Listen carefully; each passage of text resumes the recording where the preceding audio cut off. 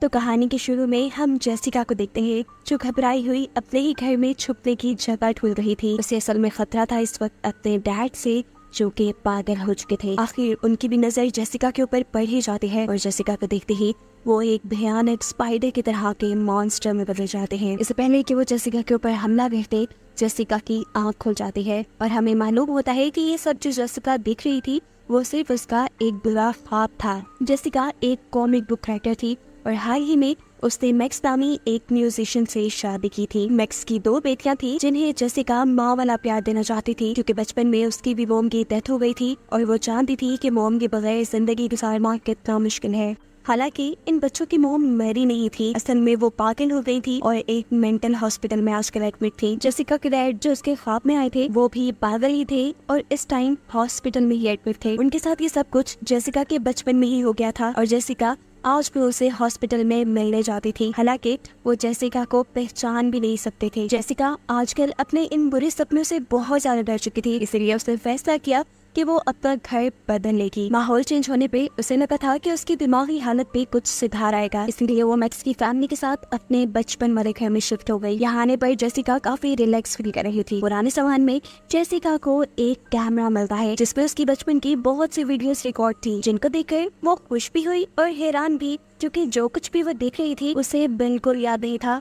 उसे अपना बचपन याद नहीं था। तब मैक्स उसे कहता है तो क्या हुआ, उस टाइम तुम 5 साल की थी। इतनी उम्र के बच्चे अक्सर बातें भूल जाते हैं। जब जेसिका 5 साल की थी तो उसकी मॉम मर गई और इसी दौरान किसी वजह से उसके डैड पागल हो गए। ऐसे छोटी सी ही उम्र में जेसिका को अपना घर छोड़कर अपनी ग्रैंड माँ के घर शिफ्ट होना पड़ा। अब जब वो वापस आई तो ये घर से बहुत सुकून दे रहा था। वो चाहती थी कि उसकी दोनों बेटियां भी यहाँ उसी की तरह खुश रही, उन्हें अपनी असल मॉम की याद ना आए, जिसकी वजह से उनकी लाइफ काफी डिस्टर्ब रही थी। पागलपन में उन्होंने अपनी छोटी बेटी एलिस का हाथ भी जला दिया था, जिसका निशान आज तक एलिस के बाजू पे था। इसी टाइम एलिस जेसिका के पास आती है और इससे रिक्वेस्ट करती है क्या आप मेरे साथ हाइड एंड सीक खेलेंगी। जेसिका जो अपने काम में बहुत ज्यादा बिजी थी वो अपना सारा काम छोड़कर एलिस के साथ खेलने के लिए मान जाती है। हाइड एंड सीक में एलिस को छुपना था और जेसिका ने उसे ढूंढना था। छुपने के लिए एलिस चली जाती है बेसमेंट में। अब जेसिका एलिस को ढूंढ ही रही थी तभी उसे उसकी बॉस की कॉल आ गई। कॉल सुनने में वो इतना मगन हो गई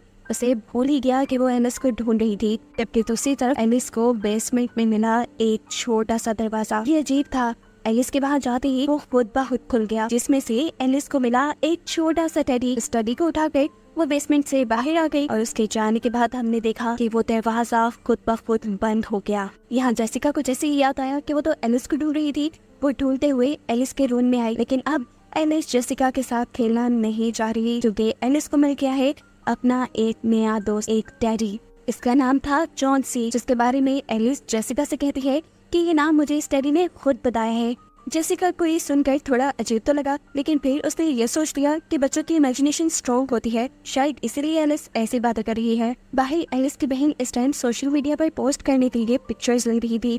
पिक्चर क्लिक करने के बाद वो नोटिस करती है कि उसकी पिक्चर में एक बूढ़ी औरत है जो अजीब से तरीके से उसे खो रही थी। उसे देखकर वो डर गई। वो बाहर गई तो वहाँ कोई औरत नहीं थी। वो कंफ्यूज होकर इस ओल्ड लेडी को इधर उधर देखने के लिए लग जाते हैं। तभी उसके साथ वाले घर से एक लड़का निकल कर आता है जो उससे देखकर उससे बातें करने लगा, उससे दोस्ती करने की कोशिश करने लगा। लेकिन उसी वक्त जेसिका ने आकर उसे डांट दिया और ये कहा कि तुम्हारे जैसे दोस्त की मेरी बेटी को जरूरत नहीं, तो प्लीज दूर रहना मेरी बेटी से। जेसिका की इन्हीं छोटी मोटी रिस्ट्रिक्शंस की वजह से टाइलर को जेसिका ज्यादा पसंद नहीं थी। वो जेसिका को अपनी मॉम भी नहीं मानती थी। अब रात में हम जेसिका को मैक्स के पास देखते हैं। ये दोनों ज्यादा आज इसलिए खुश नजर आ रहे थे क्योंकि उन्होंने नोटिस किया था कि एलिस इस घर में बहुत अच्छे से एडजस्ट हो गई थी। वो यहाँ पहले से ज्यादा खुश रहने लगी थी। उसने एक टेडी को अपना दोस्त भी बना लिया था जिससे वो बातें करती थी और ये चीज इन लोगों को इसलिए नॉर्मल लग रही थी क्योंकि बच्चे अपनी इमेजिनेशन में बहुत सारे काम कर लेते हैं, यानी अपने ख्यालों में बहुत से काम कर लेते हैं। लेकिन फिर भी छुप छुप कर जेसिका एलिस पे नजर रखती थी।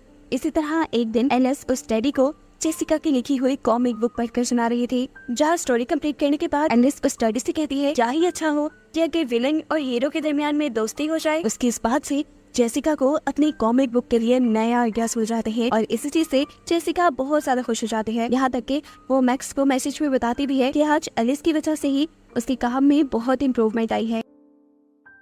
अभी वो यही कुछ कर रही थी कि एकदम से एलिस के पास आई। एलिस ने जेसिका को बताया कि वो अपने इस नए दोस्त के साथ एक गेम खेल रही है जिसमें उसे टेडी की बताई सारी चीजों को कलेक्ट करना है और सबसे पहले उसे कोई हैप्पी चीज चाहिए। ये सुनकर जेसिका उसे एक बॉल के ऊपर एक स्माइली बना देती है और खुद काम पे लग जाती है। काम करते करते आज उसे बहुत रात हो गई और आधी रात में उसने नोटिस किया कि कोई उसी बॉल से खेल रहा था जो उसने एलिस को दी थी। आवाज का पीछा करते करते वो बेसमेंट में गई।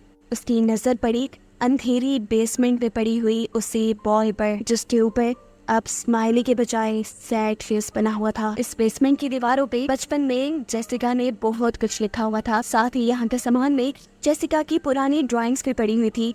जिन ड्राइंग्स को देखते हुए जेसिका को यहाँ एक अजीब सी ड्राइंग भी मिलती है जिस पे लिखा था नेवर एवर, यानी कभी नहीं। जेसिका अब ऊपर वापस आ गई। इसे एलिस के कमरे से आवाज आ रही थी। करीब जाकर उसने सुना कि सच में कोई एलिस से बातें कर रहा था। शायद वो टेडी। इससे पहले कि वो अंदर जाकर चेक की थी, एकदम से कोई इसके ऊपर हमला कर देता है। हमला करने वाली एक औरत थी। इसके बारे में हमें पता चला कि वो एलिस और टाइलर की असली मोम है। असल में टाइलर ने ही अपनी मोम को इस घर का एड्रेस बनाया था और वो मेंटल हॉस्पिटल से भागकर यहाँ आ गई थी। उन्होंने जेसिका के ऊपर जानलेवा हमला किया था। मामला काफी बिगड़ चुका था जिसकी वजह से इन्हें घर पे पुलिस को बुलाना पड़ता है। माहौल टेंशन वाला बन गया था। एलिस इस माहौल से घबराए ना, इसीलिए जेसिका उससे बात करने के लिए आती है और एलिस उसे बताती है कि चौंसी ने मेरी मॉम को पहले से काफी बेहतर कर दिया था और आहिस्ता आहिस्ता मॉम ठीक भी हो जाती। देखो मेरे हाथ चौंसी ने मेरे हाथ का जख्म भी ठीक कर दिया है। असल में ये सब सिर्फ एलिस को ही नजर आ रहा था क्योंकि ये उसका ख्याल जो था। जेसिका उसे समझाने के लिए अब अपने ही बाजू पे वैसा सा जख्म दिखाती है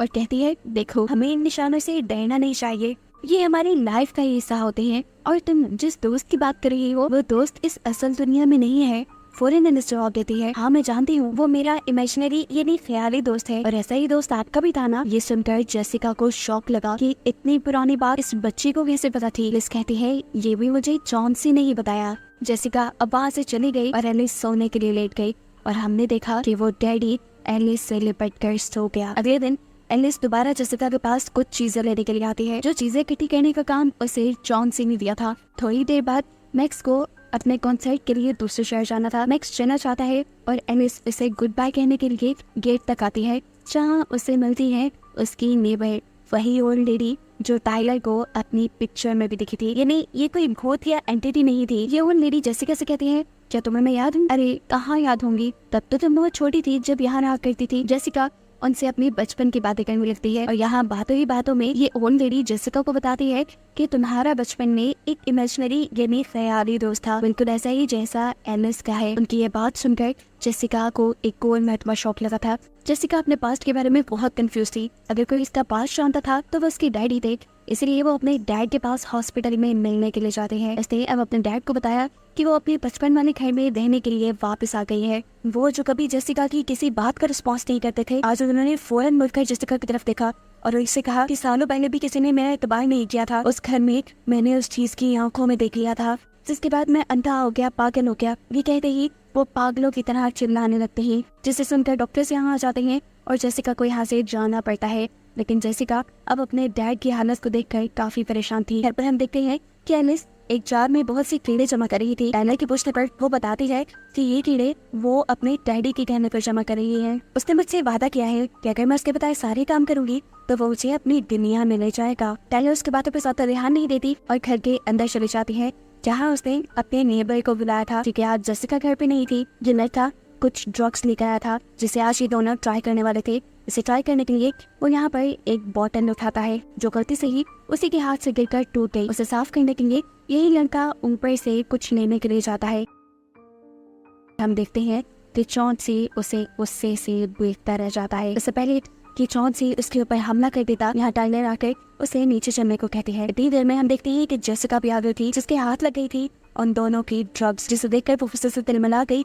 इसीलिए उसने नेबर से इस लड़की की मॉम को बुला लिया। ये मामला खत्म होने के बाद जेसिका जब अपने कमरे में गई तो उसने देखा कि उसकी कॉमिक बुक की बहुत सी ड्राइंग्स को खा दिया गया था। जेसिका को पता था ये सब एलिस ने किया होगा। वो एलिस के रूम में जाती है और उसे समझाने लगती है कि तुमने जो किया वो गलत था, लेकिन ऐसा लग रहा था कि जैसे एलिस सो रही हो। सोते सोते उसने करवट भी बदली। जेसिका ने जब चेक करने के लिए कंबल उठाया कि वो सो भी रही है या नहीं तो वो ये देखकर हैरान थी कि अंदर एलिस के बजाय चौंसी था। एलिस तो बाहर थी जो एक कील से अपने हाथ को जख्मी करने वाली थी, जिसे वक्त पर जेसिका ने देख लिया और बचा लिया। ये काम भी इसे डैडी ने ही करने को कहा था ये आखिरी टास्क था जिसके बाद वो डैडी की दुनिया में चली जाती। जेसिका के बचाने के बाद भी एलिस ने अपने आप को थोड़ा बहुत जख्मी कर भी लिया था और ऐसे डैडी के बताए सारे टास्क उसने पूरे करने थे। ये सब करने के बाद अब तो एलिस को भी जॉन्सी से डर लगने लगा था।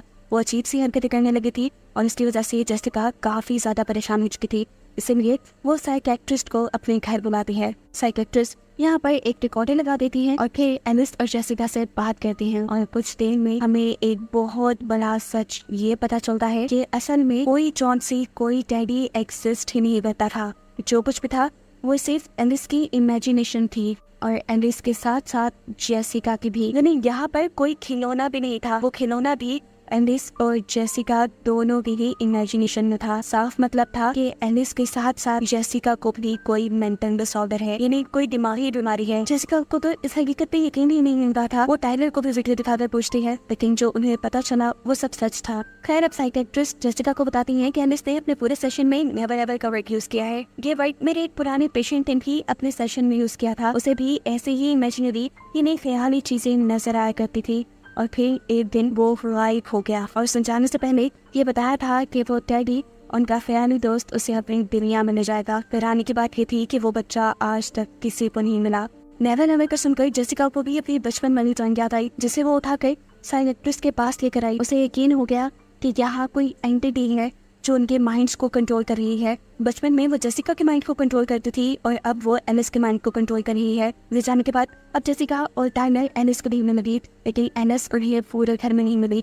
वो बेसमेंट पे चली गई थी जहाँ वो जॉन्सी के कहने पे एक दीवार पे पेंट करते हुए दरवाजा बना रही थी। ये काम उसे डैडी ने करने को ही बोला था, क्योंकि ये करने के बाद उसकी दुनिया का दरवाजा खुल जाता। इससे पहले कि जेसिका और टाइलर वहाँ पहुँचते, एलिस उसके अंदर चली जाती है और गायब भी जाता है। इन दोनों को वो घर पे कहीं नहीं मिलती और इन्हें पुलिस को इन्फॉर्म करना पड़ता है। पुलिस को भी एलिस कहीं नहीं मिली और टाइलर इस सब का जिम्मेदार जेसिका को ठहरा रही थी कि वो एक अच्छी मॉम साबित नहीं हुई। इन सबको परेशान देखकर उनके साथ वाले घर से ऑलरेडी बाहर निकलती हैं और इन दोनों को लेकर अपने घर आती हैं। ऐसा लग रहा था कि उनको शायद कुछ सच पता है। वो इन्हें बताना शुरू करती हैं कि जब जेसिका छोटी थी वो भी एलिस जैसे ही आदत किया करती थी कि उसके पास भी एक ख्याली दोस्त है और वही दोस्त उसे अपनी दुनिया में ले जाएगा। जेसिका की ये बातें सुनने के बाद इस ओल्ड लेडी ने अपनी जिंदगी की कई साल इस चीज पे रिसर्च करने के लिए लगा दिए कि आखिर बच्चे की इमेजिनेशन में होता कौन है। और फिर उसे पता चला कुछ ऐसी क्रिएचर, कुछ ऐसी एंटिटीज के बारे में जो कि बच्चों की इमेजिनेशन पे फीड करती थी, जिन्हें बच्चों के ख्याल उनकी ताकत थी। ये असल में भटकती हुई सोल्स होती हैं जो बच्चों को ख्यालों की शक्ल में अपना दोस्त बनाकर उन्हें फांसती हैं और फिर अपना मकसद पूरा करती हैं। इन सोल्स में से सभी सोल्स बुरी नहीं होती। कुछ सोल्स वक्त के साथ बच्चों को छोड़ देती हैं और कुछ तो अपनी दुनिया में भी निकल नहीं जाती। लेकिन अगर कोई बच्चा इनके जाल से बचकर निकल जाए तो इन्हें गुस्सा आ जाता है और ये बहुत बुरी बन जाती है। और ऐसा ही हुआ था जेसिका के साथ भी। जेसिका को जिस सोल ने अपने अंदर करके रखा था, आखिर में उस सोल से उसके डैड ने जेसिका को बचा लिया और अब उस सोल की भूख बहुत ज्यादा बढ़ चुकी थी। इसी वजह से उसने एलिस को अपने पास फंसाया। सिर्फ यही नहीं, वो तो सालों से जेसिका के इंतजार में भी था, इसीलिए अब तक वो जेसिका की इमेजिनेशन में उसे नजर आ रहा था। जेसिका उसकी सारी बातें सुनकर अपने घर जाती है और अपनी बेसमेंट की दीवारों पे मिटी हुई चीजों को दोबारा कलर करना शुरू करती है और उसे यहाँ पे वो सारी चीजें लिखती हैं जो बचपन में डैडी ने उससे करने को दी थी। ये उसकी दुनिया में जाने से पहले की शर्तें थी। यही शर्तें तो एलिस भी पूरी करके वहाँ गई थी। जेसिका को हर हाल में अपनी बेटी एलिस को बचाना था और इसके लिए जरूरी था कि वो भी उन सोल्स की दुनिया में समझ जाए। इसीलिए वो दीवार पे लिखी हुई सारी बातों को पूरा करती है ताकि उनकी दुनिया का दरवाजा खुल जाए। बाकी सारी चीजें तो जेसिका ले आई थी, आखिर में उसे खुद को चोट पहुंचानी थी जो वो ठीक से कर नहीं पा रही थी। यहाँ टाइलर उसे बहुत बुरा बुला कहती है, जिससे जेसिका का दिल टूट जाता है और आखिरी टास्क भी पूरा हो जाता है। अब के रिचुअल पूरा होते ही दीवार में एक छोटा सा दरवाजा चपकने लगा और वहाँ जलजला आ गया। वो दरवाजा खुल गया और वहाँ एक ख्याली दुनिया बन गई, वही दुनिया जिसमें वो सोल्स रहती हैं। दुनिया के साथ मिला हुआ इस दूसरी दुनिया का दरवाजा बंद न हो जाए, इसलिए टाइलर ने दरवाजे में कैंची रख दी। यहाँ आकर टाइलर और जेसिका एलिस को ढूंढने में लग जाते हैं। सबके हम देखते हैं कि वो ओल्ड लेडी यहाँ आकर बहुत खुश थी क्योंकि उसने सालों लगा दिए थे अपनी इस रिसर्च पे और सालों रिसर्च करने के बाद आखिर वो इस ख्याली दुनिया में पहुंच गई थी। यहाँ पर जेसिका को अपनी बचपन की बनाई एक ड्राइंग दिखी, जिसे पकड़ने पे यहाँ एक स्क्रीन चलने लगी। स्क्रीन में जेसिका को वो दिन नजर आ रहा था जिस दिन वो भी इस डैडी के झांसे में आकर इस इमेजिनरी दुनिया में आने वाली थी। उसके डैड ने जेसिका को अंदर जाने से बचा लिया और जब वो ऐसा कर रहे थे तो वो एंटिटी जबरदस्ती जेसिका को अपनी दुनिया में खींच रही थी। जेसिका को बचाने के चक्कर में जेसिका के डैड ने उस एंटिटी की आंखों में देख लिया और ऐसे वो अंधे हो गए। लेकिन किसी तरह करके उन्होंने फिर भी जेसिका को बचा लिया और उस दुनिया का दरवाजा बंद करके उसे काला पेंट कर दिया, जिसकी वजह से वो दरवाजा बंद हो गया। ये सब देखकर जेसिका को बहुत रोना आया। जेसिका के डैड ये सारी हकीकत सब लोगों को बताते थे और इसी वजह से उन्हें पागल कहा जाता था। शायद आप लोग दूसरे रूम में जाते हैं जहाँ फाइनली इन्हें एलिस मिल जाती है एक बड़े खूबसूरत से कमरे में। ये कमरा एलिस की इमेजिनेशन थी, जैसा वो सोच रही थी वैसा ही बना हुआ था ये कमरा।